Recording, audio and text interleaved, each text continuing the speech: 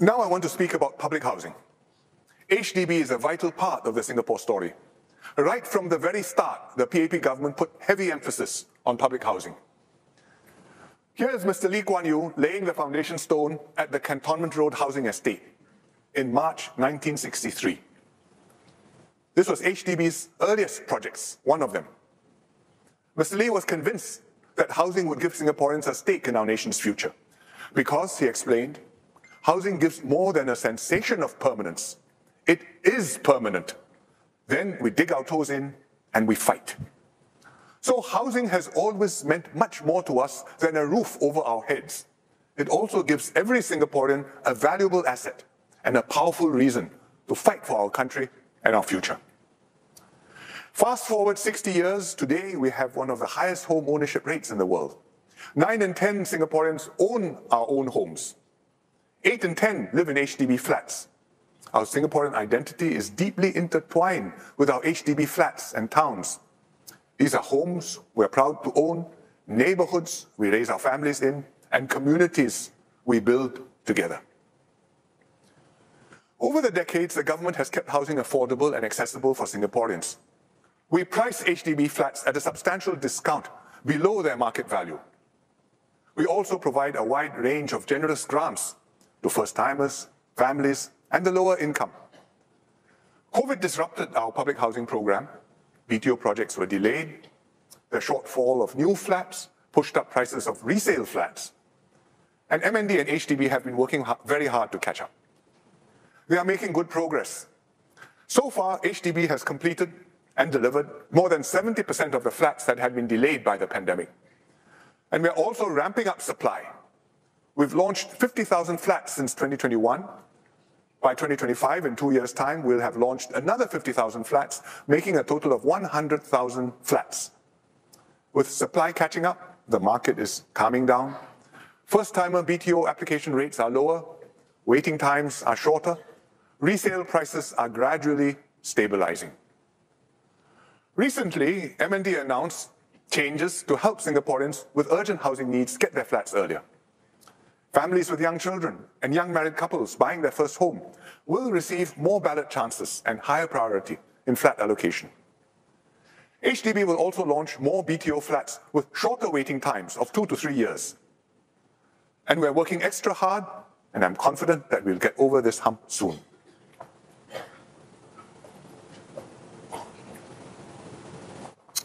Tonight, I want to look beyond this hump to the longer-term public housing landscape. Since the early 90s, HDB has used a simple framework to guide the public in buying flats. We distinguish between mature estates and non-mature estates. Mature estates are places like Ang Mo Kio, Toa Payoh, or Queenstown. This is a picture of Dawson in Queenstown, where I recorded my National Day message this year. Mature estates are usually more centrally located, better connected, and with more amenities. And naturally, these places are more popular, and their prices reflect the higher demand. Then there are the non-mature estates. These are less central and further out, like Jurong East and Woodlands and Punggol. What non-mature estates lose in terms of location and convenience initially, they make up for in lower BTO prices. Between mature and non-mature estates, HDB has been able to offer a flat for every household's budget. This framework is easy to understand and has worked well for many years. But our housing landscape is evolving. Firstly, we have fewer and fewer large tracts of undeveloped land left to build new towns and estates. Tengah will be the last new town for quite some time, at least until Paya Lebar Air Base moves out to Changi and the site is cleared and redeveloped. Increasingly, we'll have to build new HDB flats within or near to existing estates, and these will often be more centrally located. For example, at Mount Pleasant, where the police academy used to be. We are planning to build 5,000 new homes there. New projects like these, nestled in older, more developed areas with a lot more amenities, will be more popular and will naturally cost more. Secondly, even what we call non-mature estates today have become much more developed. We imagine non-mature estates as being very bare bones, blocks of flats surrounded by empty, barren ground. Our mental image is this photo. And once upon a time, it looked like this. This was Toa Payoh in the 1960s. Toa Payoh doesn't look like this today. But look around you now. Towns like Jurong East, Woodlands, or Punggol. That's not bare bones. These towns have matured and now have excellent connectivity and a full suite of amenities. So the distinction between mature and non-mature estates is blurring. And this is reflected in BTO applications. Some choicer projects in non-mature estates are even more popular than projects in mature estates. And it shows that buyers are discerning. You know when you see a good deal, and what matters to you are the specific attributes of the project, rather than whether we call it mature or non-mature. In future, many more BTO developments will be in estates or locations that are effectively mature. And that means the framework of mature and non-mature estates will no longer work, and we need a new framework. This new framework has to achieve three important objectives. One, it has to keep home ownership affordable to all income groups. Two, it has to maintain a good social mix in every town and every region. And three, it has to keep the system fair for everyone. And here's how we'll do it. For a start, we will keep HDB flat prices affordable. We will gradually provide more housing grants, especially grants that are means tested, like the Enhanced Housing Grant. This way, lower and middle income households will get the most support to own their homes. There will always be an HDB flat to meet every budget. And we can maintain a good social mix in every town and region. This will work for most HDB projects, but it will still leave one particular problem, and that is with projects in choicer locations within a region. For example, projects near an MRT station or near the town center. Such flats see the highest demand during BTO exercises. People know that HDB is offering a good deal because these flats will fetch much higher resale prices afterwards. And this turns the BTO exercise into a lottery.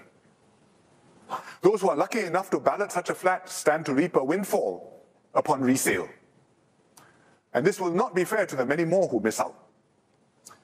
Take, for example, one recent BTO project, Central Weave at Ang Mo Kio. This is Ang Mo Kio. Let me zoom in. Central Weave is right at the town center. Let me zoom in a little bit more. It's next to the MRT and bus interchange. The market is there, the hawker center is there, Ang Mo Kio Hub is nearby. So location, location, location.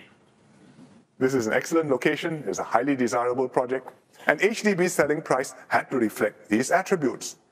So the prices for the biggest flats at Central Weave, 5-room and 3-gen flats, range from 700,000+ to 877,000 before grants. Even then, these flats were heavily discounted off their true market value. Some people complained that these prices were exorbitant and unaffordable, and yet these units were heavily oversubscribed. More than 6,500 households applied for just 372 such flats. 17 applicants for every flat. And clearly these applicants must have found the Central Weave project affordable and thought that the prices offered them good value. And no doubt many hoped that flats would fetch strong resale prices later on.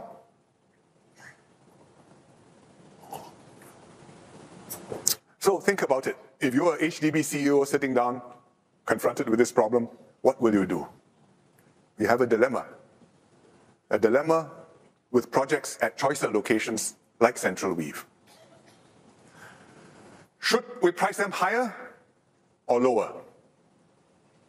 If we price them higher, we will shrink the windfall gains, we'll reduce the lottery effect. This will moderate demand, and that's good. But there will be sticker shock. These flats will become expensive and unaffordable to most families, and we won't get a good social mix. Some people will still afford them, but mainly those near the income ceiling or those whose parents can help them pay for the flat.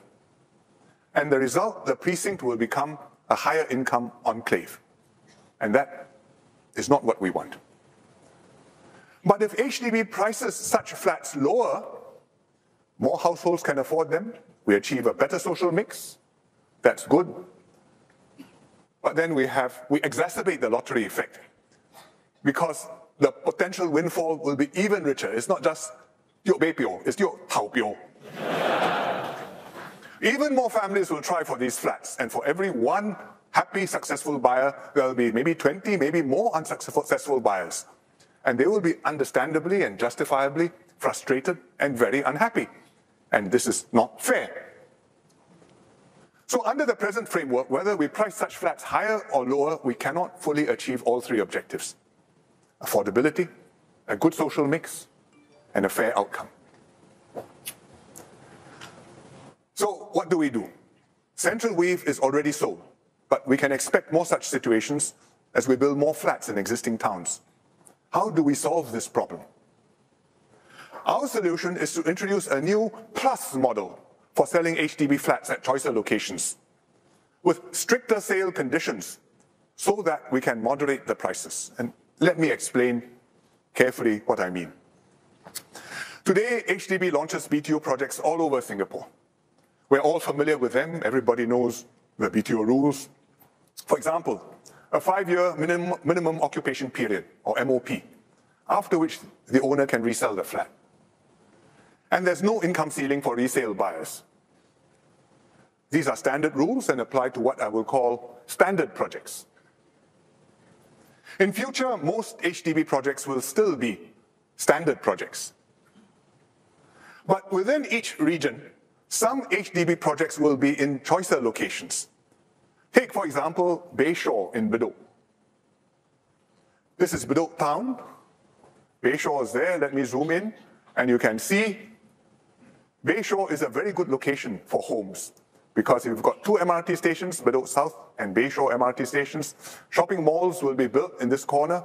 Siglap CC is there. East Coast Park is across the road, and then you have the waterfront. Again, all the Yoshan Yoshri.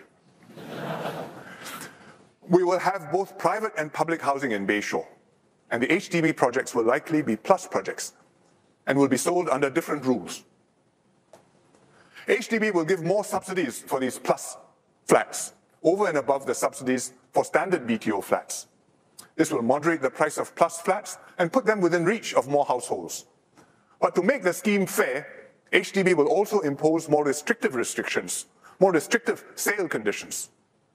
For example, a longer MOP of 10 years to favor buyers who are planning to stay there for the longer term and discourage those who may be thinking of flipping the property and moving out as soon as they can.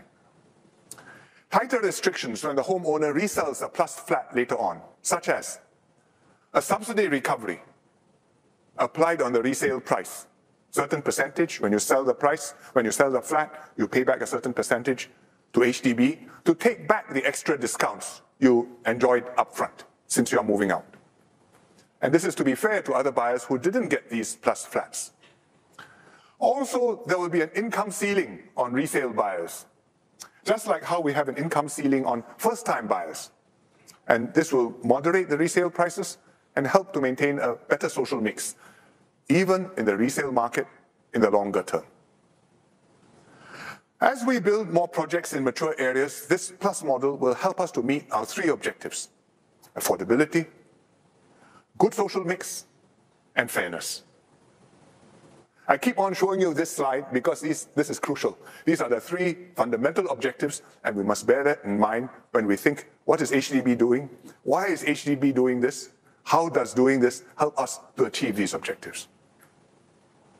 It will help Singaporeans find a house that suits your needs, even in good locations. Not just for you, but your children too. Actually, the plus model is not entirely new. We already have something similar, called the prime location public housing model. It's a lot of words, so let's just call them prime projects for short. One example is Bukit Merah Ridge. Like other prime projects, it's very close to the city center. Naturally, these flats are very desirable and will be more expensive. But we've been able to keep their selling prices reasonable by imposing tight restrictions and also a subsidy recovery to moderate the windfall gains. The prime model has shown good outcomes so far. In Bukit Merah Ridge, the selling price for a 4-room flat ranged from 540,000 to 737,000 before grants, and each flat attracted 5.4 applicants, far fewer than Central Weave, even if you compare to the 4-room flats at Central Weave. And we hope that Plus projects will achieve similarly good outcomes. So let me go back to Central Weave, because you are probably thinking and asking, had we sold Central Weave as a Plus project with the tighter restrictions and additional subsidies, would HDB have priced it lower than it actually did? And the answer is yes, it would. Because that's the whole point of Plus projects, to enable HDB to moderate the prices of flats in choicer locations and still be fair to all flat buyers. So think of it like this. Standard flats are good flats built all over Singapore and will have HDB's standard subsidies and standard restrictions. Plus flats are in the choicer locations within a region and will have more subsidies and tighter restrictions than standard flats. Then prime flats are in the choicest and most central locations in the whole of Singapore, and they'll have the most subsidies and the tightest restrictions. Let me show you the whole picture in one slide. The new framework, standard plus prime. Standard island-wide, subsidy standard, restriction standard. That's why we call it standard. Plus flats, choicer region, more subsidies, tighter restrictions. Prime flats, choicest locations, most subsidies, tightest locations. Actually, the quality of the flats, they're all good flats, good flats, good flats. But the locations are different, the subsidies are different, the restrictions are different. And this new framework, standard, plus, and prime, will be a major change to the way HDB sells flats. HDB will roll out this framework for all new projects from the second half of next year. It will not affect existing projects.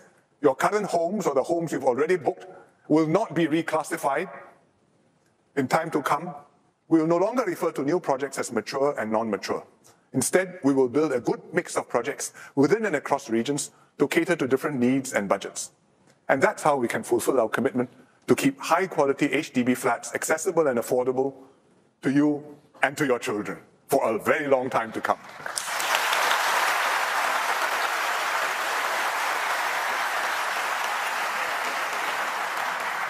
The new framework, standard, plus, and prime, will affect everyone buying a new HDB flat. But there's one special group I want to address: the singles. More and more Singaporeans are choosing to be single. Singles, too, hope to own their homes and have more housing choices.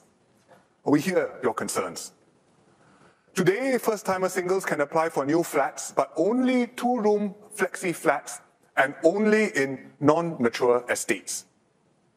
They cannot buy new flexi flats in mature estates. Singles are also not allowed to buy prime flats. These rules are to prioritize our limited supply of flats, but unfortunately they have restricted singles' choices.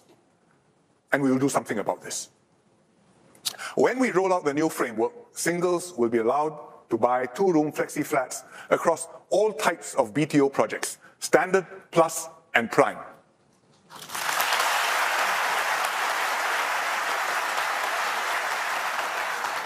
HDB will tell you the details soon, but I'm sure singles will welcome this move to have more choices, to find your own home, and to write your own part in Singapore's housing story.